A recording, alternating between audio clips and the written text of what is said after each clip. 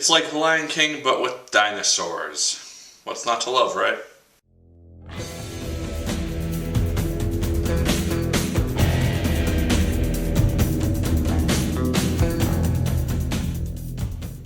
Hello once again, watchers of good movies. My name is Nick Pell, and this is once again coming from my apartment. Now today we are going to be talking about the film The Good Dinosaur. This is the latest Disney Pixar film which has come out.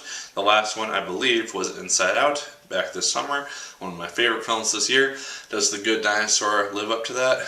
Let's find out. Main premise of this film, basically the comet which supposedly wiped out all the dinosaurs missed Earth, so this is like an alternate reality where humans and dinosaurs end up coexisting, and dinosaurs gain some sort of intellect in that they are farmers and whatnot. So that's interesting. Arlo, who's the main character and the youngest of his family, in a very Lion King-esque sort of way, kind of ends up on his own eventually after a series of events happen, and he ends up with this young human child named Spot, and it's basically his adventure of trying to find courage within himself because he's very scared of basically everything around him, and trying to work up that courage and get back home to his family.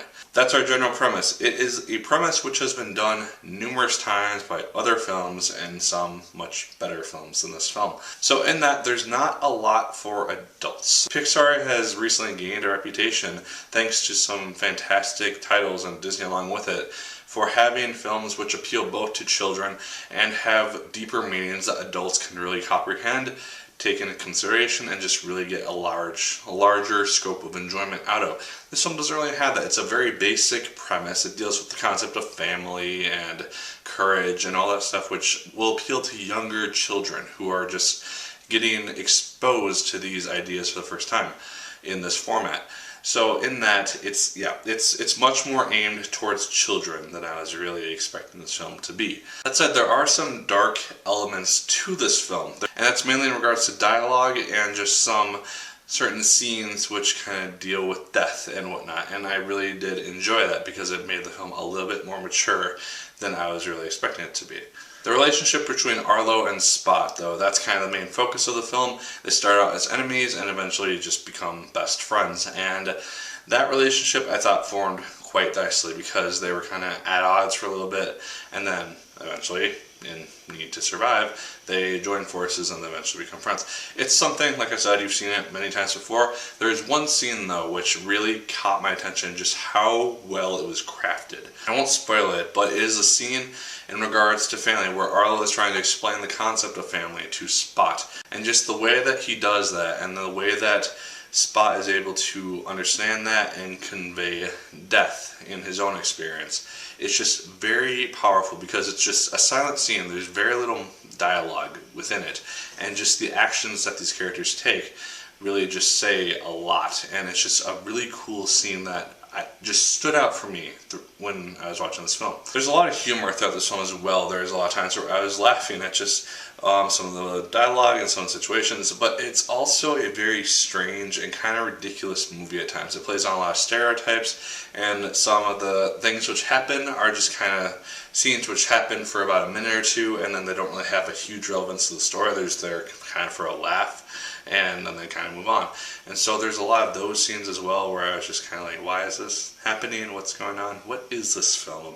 But the animation is easily the best part of this film. With the landscapes, if you didn't know this was an animated film, I would bet that you would think that this is like an actual landscape of a giant forest and a river and a mountain range, because it all looks so realistic. And then once you see the characters appear, you can kind of tell a little bit that it is animated, but for the most part it looks so well done that I just can't applaud it well enough. And kind of side note, there is, as kind of general Pixar fashion, there's a little short film preceding it, which actually deals with kind of a cool theme.